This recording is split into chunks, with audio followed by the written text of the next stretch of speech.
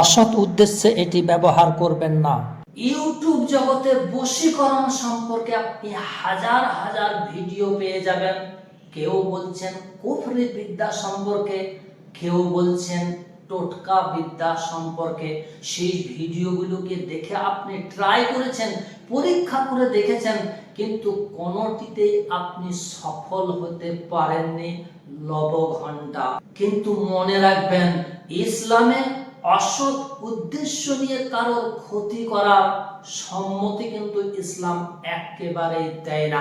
আজ আপনাদেরকে বৈধ পন্থায় ভালোবাসার প্রিয় মানুষটিকে কাছে পাওয়ার কোরআনে একটা উপায় শিখিয়ে দেব। তবে এটি বৈধ পন্থায় আপনারা কাজে লাগাবেন। কাউকে বিয়ে করার উদ্দেশ্যে আপনি ব্যবহার করতে পারেন, স্বামী স্ত্রীর ক্ষেত্রে এটি আপনারা ব্যবহার করবেন। এখানে অনেক যুবক যুবতী ভাই বোনেরা চিন্তা করতে শুরু করে দিয়েছেন যে হারুন ভাই, আপনি একবার বলেই দেখুন, আমরা তো এটি পরীক্ষা করে দেখবই, কিন্তু আমি আপনাদেরকে সেই সুযোগটি একেবারেই দেব না অসৎ উদ্দেশ্যে ব্যবহার করার জন্য। কিভাবে দেব না সেটা আপনি ভিডিওটি দেখলেই বুঝে যাবেন। চলুন এখন সেই ভালোবাসার প্রিয় মানুষটিকে কাছে পাওয়ার জন্য কোন উপায়টি অবলম্বন করতে হবে আপনাদেরকে আমি শিখিয়ে দিচ্ছি। মনোযোগ সহকারে এটি আপনি বোঝার চেষ্টা করবেন। জ্ঞানী গুণী ব্যক্তিদের জন্য কিন্তু ইশারাটাই যথেষ্ট। এই কাজটি করার জন্য প্রয়োজন কলা গাছের শিকড়। বৃহস্পতিবার দিন সন্ধ্যের সময় কলা গাছের কয়েক টুকরো শিকড় আপনি তুলে নেবেন। তারপর সেটিকে আপনি থেঁতলে, আগে ভালোভাবে ধুয়ে নেবেন, তারপর থেঁতলে সেই শিকড় থেকে আপনি রস বের করবেন। আর প্রয়োজন খুশবুদার একটু আতর।